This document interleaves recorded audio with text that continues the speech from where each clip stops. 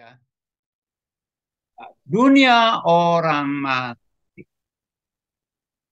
Asal mula kematian tuh di Alkitab tuh dimulai dari kapan? Kejadian 2 ayat 16-17. Lalu Tuhan Allah memberi perintah ini kepada manusia. Semua pohon dalam taman ini boleh kau makan buahnya dengan bebas. Tetapi pohon pengetahuan tentang yang baik dan yang jahat itu janganlah kau makan buahnya. Sebab pada hari engkau memakannya, pastilah engkau mati.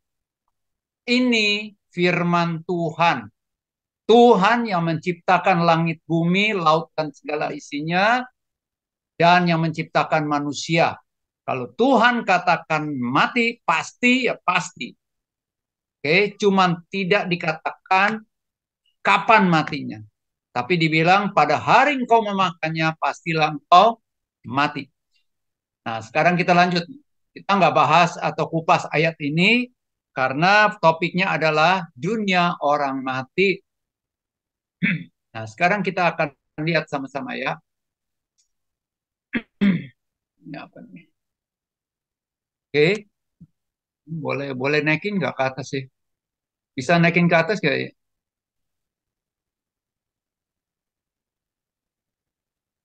Naikin gimana kok maksudnya kok? Ininya kata keluar nggak di atasnya? Saya nggak bisa itu. Oh, ya udah. Oke oke. Berbagai cara kematian datang gitu ya. Nah, saya perlu info aja bahwa ini sumbernya ya campur-campur ya dari bukunya Om Ho, Ael Senduk tentang kematian ya, tapi juga dari literatur di internet ya, dan juga ada ayat-ayat lain dukung. Ya, cara kematian tuh apa aja sih orang-orang bisa mati antara lain bisa tambah-tambah yang lain. Yang pertama adalah ya, karena sudah cukup, istilahnya sudah cukup umur lah ya, hidup menurut rencana Allah. Contohnya siapa? Contohnya Adam. Itu kejadian 5 ayat 5. Lalu Nabi Musa, sekalipun Alkitab bilang matanya belum kabur, tenaganya masih kuat, tetapi sudah waktunya dia harus meninggalkan dunia ini. Dan semua anak Tuhan menurut Mazmur 90 ayat 10 dan sebagainya. Karena sudah cukup umur istilahnya. Menurut rencana Allah ya, bukan kata manusia. Oke. Yang kedua, cara kematian itu antara lain yaitu karena hukuman Allah. Contoh zaman Nuh ya. Lalu Sodom dan Gomora, anak sulung mati di Mesir. Lalu Nadab dan Abihu ketika mereka mempersembahkan api asing, mereka nggak diperintahkan, tapi mereka lakukan. Nah, konon katanya mereka lakukan dengan dalam keadaan mabuk. Ya, kalau kita baca ayat-ayat selanjutnya. Lalu bangsa Israel mati di pagut ular tedung. Ya, ketika mereka protes atau komplain melawan Tuhan dan Musa. Juga di perjanjian baru Ananias dan Safira ketika mereka sepakat suami istri ini berbohong ya. Itu ada di Kisah Rasul 5 ayat 1 sampai 11 dan sebagainya karena hukuman Allah. Yang ketiga, cara kematian antara lain yaitu yang ketiga ini karena mati dalam peperangan. Ya, contohnya bangsa kafir itu. Bangsa kafir diserbu ya. Oke, dan juga dalam peperangan sampai saat ini juga perang ya, mungkin juga antara lain Rusia, Ukraina, seperti ada yang mati kan, seperti dan sebagainya. Lanjut, karena kecelakaan, contoh anak-anak Ayub, ya Ayub 1 ayat 18 sampai 19. Lalu 18 orang mati tertimpa reruntuhan menara di dekat Siloam. Ya, Lukas 13 ayat 4 sampai 5 dan sebagainya. Oke, lanjut. Karena penyakit, ya, karena penyakit. Ya, cara ya istilahnya bukan itu yang membunuh tetapi cara lah istilahnya ya. cara Tuhan izinkan, Tuhan kedaki ya lewat itu. Semuanya dalam kedaulatan Allah ya. Contoh Raja Asa, Raja Yoram, juga bangsa Israel ya ada sakit penyakit. Dan banyak juga kalau terakhir ini yang karena penyakit COVID, karena jantung, cancer dan sebagainya, karena penyakit. Lalu karena mempertahankan iman kepada Tuhan Yesus. Dengan kata lain, ini mati syahid. Contoh, Yohanes Pembaptis, Yakobus, itu dipenggal kepalanya. Yohanes Pembaptis juga. Ya Stefanus dirajam pakai batu. Rasul Petrus disalib terbalik. Rasul Paulus juga dipenggal apa? Ya di dalam 2 Timotius 4 ayat sampai 6 dan seterusnya. Dan 12 rasul Tuhan Yesus terkecuali Yohanes, ya Rasul Yohanes, rasul yang paling terakhir meninggal karena meninggal di usia tua. Konon katanya umurnya hampir 100 tahun, ya. Karena dibunuh nggak mati-mati. Katanya sih ada yang bilang Rasul Yohanes itu digoreng, ya, digoreng atau direbus, tetapi nggak mati-mati. Akhirnya diungsikan atau dibuang ke Pulau Patmos. Dan yang lainnya seperti Yudas, bukan Yudas Iskariot ya, Yudas anak Alfius itu juga mati syahid. Matius juga begitu, Bartolomeus juga begitu. Ya, ada yang dikuliti, ada yang diseret pakai kuda dari kaki tangan dari empat penjuru seperti itu dan sebagainya. Ya, mati syahid. Belum lagi di luar Alkitab sampai saat ini banyak pejuang-pejuang iman yang mati syahid. Ya, ini antara lain saudara mati karena ini semua. Tapi juga saya nggak tulis atau memang di bukunya Om Hom nggak dikatakan itu ada juga yang bunuh diri. Ya, nah disinggung kalau bunuh diri udah pasti itu tidak berkenan sama Tuhan. Ya mati gitu loh. Tetapi ada juga yang mau coba bunuh diri nggak mati. Nah, kembali lagi itu misteri. Yuk kita lanjut. Yang B, tadi B ya, cara kematian ya. Yang A itu asal usul kematian. Yang B, cara kematian. Yang C, kematian pertama dan kedua. Oke, kematian pertama berlaku atas semua orang sebagai upah atas dosa pada umumnya. Roma 6 ayat 23a. Sebab upah dosa ialah maut, ya, maut, kematian. Mati secara rohani, tapi mati secara badani.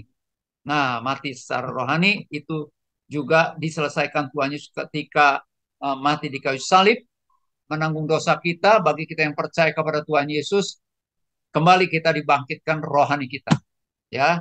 Tetapi badani kita itu akan mengalami kuasa kebangkitannya kalau kita beriman kepada Kristus pada waktu kita meninggalkan dunia ini.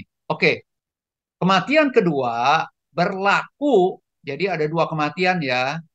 Kematian kedua berlaku atas orang-orang yang tidak percaya kepada Tuhan Yesus Kristus. Sesudah mati, roh mereka langsung masuk ke penjara di alam maut dan menderita sengsara sampai pada hari kedatangan Tuhan Yesus kedua kali untuk menghakimi.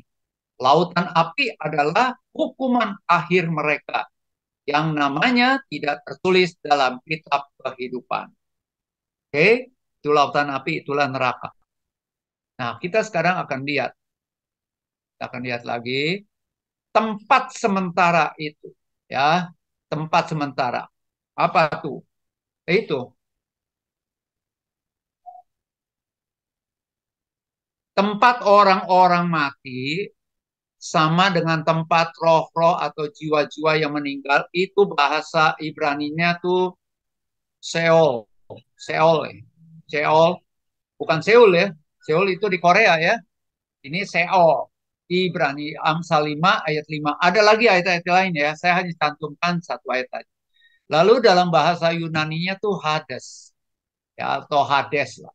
Nah itu sebenarnya adalah tempat sementara di mana jiwa-jiwa menanti kebangkitan dan penghakiman terakhir. Jadi ketika orang-orang meninggal, ya orang-orang meninggal tuh ditaruh atau ada tempatnya yang namanya Seol atau Hades. Ya. Tapi itu tempat sementara, ya, tempat sementara. Nah, sekarang kita akan lihat lebih lagi. Ada dua kompartemen dalam Hades atau Sheol, ya. Nah, ini memang ada pendapat-pendapat berbeda-beda ya, pendapat berbeda-beda. Oke, tapi saya sampaikan satu pendapat aja, pendapat yang ini aja. Dan ini yang saya sampai saat ini sih, saya mempercayai ini. Ada dua kompartemen dalam Hades atau dua tempat, ya, namun berbeda dengan neraka. Oke, sebentar. Dunia orang mati eh, atau Sheol atau Hades adalah dunia dengan dua bagian. Satu bagian merupakan tempat kediaman untuk orang yang diselamatkan, dan satu bagian lagi itu tempat untuk orang yang terhilang atau tidak selamat, tentunya menanti hukuman kekal. Tapi dua-duanya ini ada di tempat istilahnya tempat sementara peristirahatan sementara. Oke, jadi ada dua bagian ya, ada dua tempat ya. Oke, siap. Tapi ini tempat yang satu yang untuk orang diselamatkan, ini bukan sorga, saudara. Bukan sorga. Termasuk orang yang terhilang itu ditempatkan di satu tempat. Kalau kita lihat dari Lukas 16 ayat 23, itu tentang Lazarus dan orang kaya. Itu orang kaya itu di tempat yang penampungan, istilahnya tempat yang ini, tempat sementara itu. Tapi bukan neraka, tapi sudah mengalami itu, ya, mengalami apa namanya siksaan. Nah, orang diselamatkan ke tempat yang namanya Firdaus. Oke. Nah, sekarang kita lihat lagi. Hades untuk orang-orang mati yang percaya kepada Kristus disebut dengan nama Paradeisos atau Firdaus.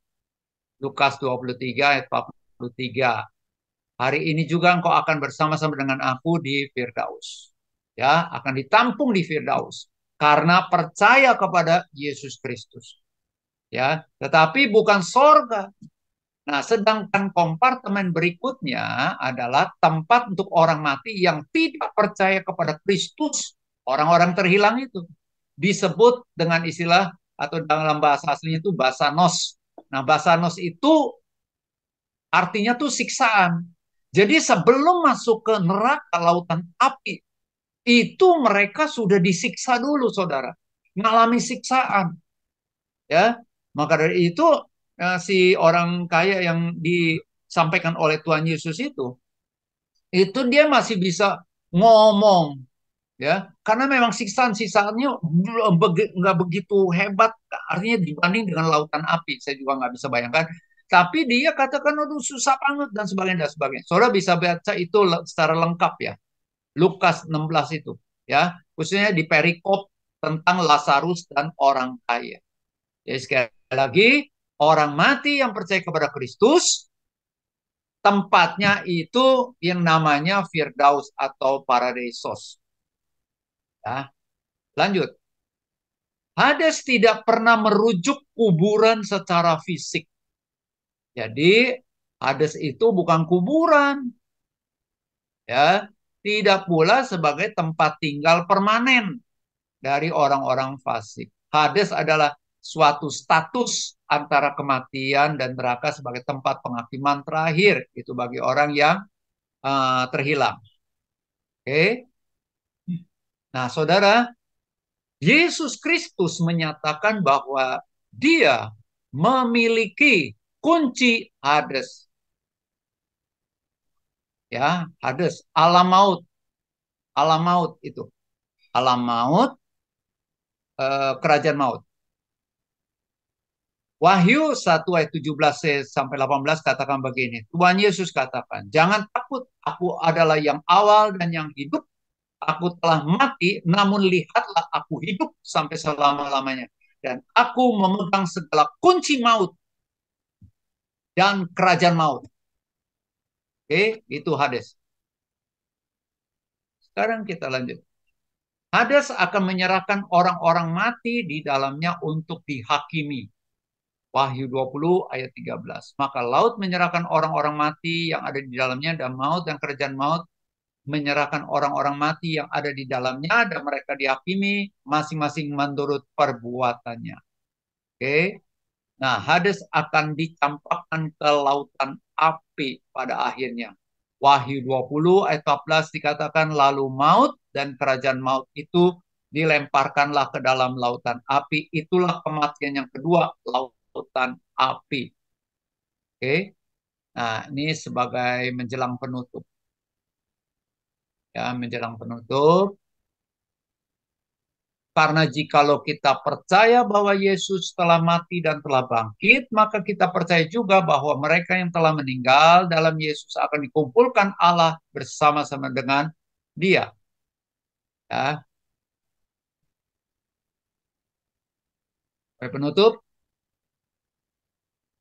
jika kita percaya akan kematian Yesus Kristus karena dosa kita dan kebangkitannya dari antara orang mati, dan kita menerimanya sebagai juru selamat dan Tuhan kita secara pribadi, maka harapan akan kebangkitan di dalam Kristus ada di tangan kita sekarang ini. Ya. Yohanes 6 ayat 40. Sebab inilah kehendak Bapakku, yaitu supaya setiap orang yang melihat anak dan yang percaya kepadanya beroleh hidup yang kekal, dan supaya aku membangkitkannya pada akhir zaman. Nah, ini terakhir, izinkan saya kutip pantun. Beli kelapa, beli tebu.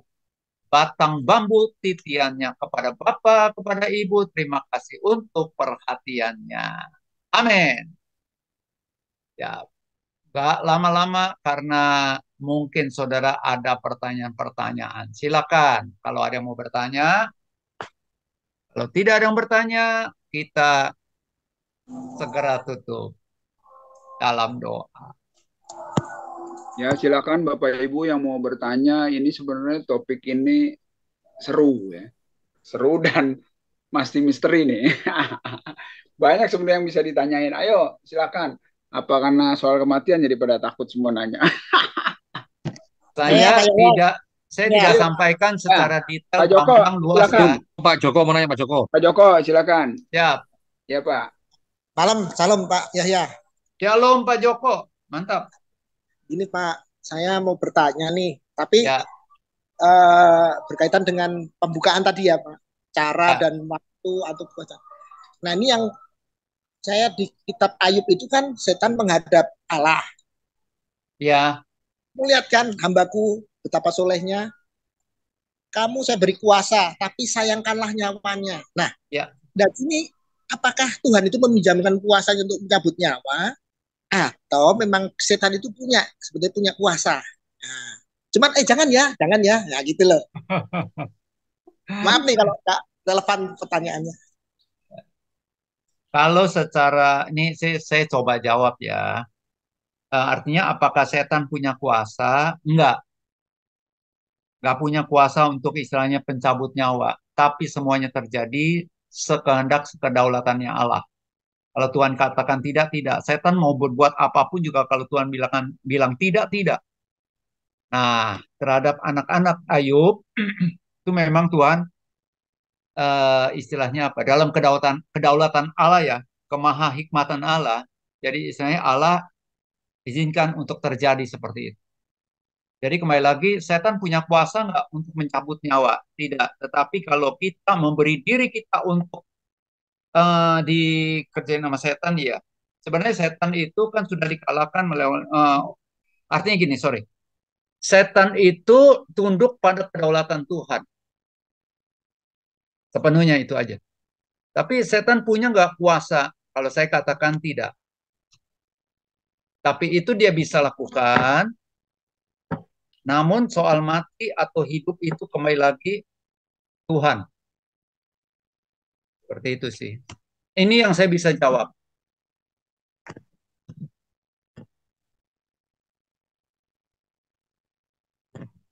Ya. Gimana Pak Joko? Cukup memuaskan? Oh, mau nanya lagi? Ya, silakan. Oh, oke. Cukup ya? Jelas ya? Thank you Pak Joko. Ada lagi yang mau nanya, Bapak Mau Ibu? nanya Pak, Oh ya, ya. Pak Manulang, silakan Pak. ya Ya, ya. mau nanya Pak. Salam, selamat malam. Pak saya mau nanya nih, Eh, begini, setelah Ya, kita meninggal atau setelah orang-orang yang kita kenal meninggal itu, apakah kita masih bisa komunikasi dengan mereka? Karena kaitannya begini, masih banyak orang ketika sudah meninggal, misalnya nih ada keluarga kita masih berdoa kepada mereka. Apakah memang doa kita itu masih punya kuasa? Itu yang pertama. Yang kedua, kita sering bermimpi. Mungkin ada keluarga kita atau siapa yang kita kenal meninggal. Seolah-olah mereka itu nyata datang dalam mimpi kita. Apakah itu benar rohnya yang orang yang sudah meninggal yang tadi kita kenal? Atau itu siapa? Begitu. Terima kasih. Kira-kira itu yang saya tanyakan. oke, thank you Pak Manulang. Thank you. Ini kita mengacu pada Lukas 16 ayat 19 sampai 31 aja ya.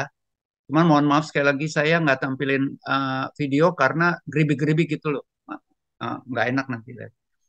Nah, itu tentang orang kaya dan Lazarus ketika mereka meninggal, dua-duanya sudah ada di alam maut. Ya, itu yang namanya Sheol atau Hades. Ya, cuma beda tempat. Tetapi mereka itu nggak bisa keluar lagi dari tempat itu. Roh dan jiwanya ada di situ. Oke, di situ dulu paham ya. Jadi kalau sudah situ nggak bisa lagi. Nah, itu sebabnya saya meyakini secara pribadi, entah yang lain, tidak bisa kita berhubungan dengan orang mati. Ini berdasarkan ayat ini nih. Nanti dicermati aja deh. Ini kan yang disampaikan oleh Tuhan Yesus sendiri. Ya, tidak ada apa namanya akses untuk kita berhubungan. Jadi bagaimana dong kita bisa berdoa? Itu sebabnya Tuhan larang dari sejak perjanjian lama. Nggak boleh berhubungan dengan orang-orang mati. Karena orang-orang mati sudah ada di dalam alam lain. Nah, sekarang kita berhubungan dengan siapa? Nah, itu perlu kita waspadai. Kalau saya gamblang aja, ingat musuh yang terbesar kita adalah setan, iblis. Iblis itu bapa pembohong. Dia ribuan tahun udah mahir dalam tipu menipu, bohong membohong. Ya, bahkan Alkitab katakan bisa menyamar seperti malaikat terang, seperti itu. Jadi ini prinsipnya sesuai dengan firman Tuhan ya, Lukas 16 bahwa gak bisa lagi kita berhubungan dengan orang mati dan tidak boleh. Oke. Nah, mengenai mimpi bagaimana dong? Nah, itu saya kurang mempelajari dunia mimpi. Tapi jujur aja, kalau saya dengar ini ada mimpi ketemu si A, si B, si C, apakah benar dia yang sudah mati? Kecuali ada satu di Alkitab kasus tentang Samuel ya, itu dipanggil. Itu pun juga masih pro kontra tentang Nabi Samuel ya, dipanggil oleh Saul lewat dukun, lewat paranormal cewek ya itu. Selain itu nggak ada lagi. Jadi mengenai mimpi, kalau saya katakan sih jangan percaya 100%. Ya, karena sudah tidak ada apa-apa lagi. Kemungkinan itu karena memori-memori sampai kita terlalu berkesan banget sama orang yang kita kasihi, entah orang tua kita atau siapalah gitu. Kita istilahnya renungkan siang dan malam, akhirnya melekat sampai terbawa mimpi kayak begitu. Ya, bisa aja seperti itu. Oke, tapi pada prinsipnya tidak ada lagi hubungan antara orang hidup dengan orang mati. Oke, itu aja Pak Mandulang. Oke, Pak Manulang. Cukup jelas? Ada satu lagi tadi belum terjawab. Apa tuh? Oh ya, apa tuh? Boleh ulang. Gini tadi yang belum jelas. Nah, ketika misal orang yang kita sudah kenal meninggal tadi, kita terkadang masih kita berdoa gitu kepada Tuhan. Ya, doanya mudah-mudahan dia diterima di sorga gitu. Apakah memang doa kita masih punya kuasa atau memang bagaimana gitu? Itu kira-kira. Oke, saya jawab satu kata ya, Ya. Pak Mandulang ya. Ya, tidak. Karena istilah Hades atau Seol itu tidak ada kaitan kalau dalam bahasa aslinya, karena ini saya juga kutip dari seorang yang mahir banget dalam bahasa asli ya. Itu kalau saudara bisa searching itu Rita Wahyu. Saudara, dia bilang tidak ada kaitan ide tentang doa penyucian, pentahiran, permohonan, kan begitu. Gak ada lagi. Jadi itu sebabnya kalau udah mati, mati udah beres. Dalam artian nggak bisa lagi dikutak-atik kondisi dari perbuatan atau dosa orang tersebut. Dan kita doa untuk orang mati itu sia-sia. Kalau saya boleh katakan sih nggak bakalan jawab karena nggak ada itu di Alkitab doain orang mati. Urusannya kita masih hidup, urusan dia masih hidup bagaimana? Ya, itu sih Pak Manulang. Terima kasih banyak. Terima kasih Ya. banyak, Pak. Oke. Oke, cukup jelas Pak Manulang ya.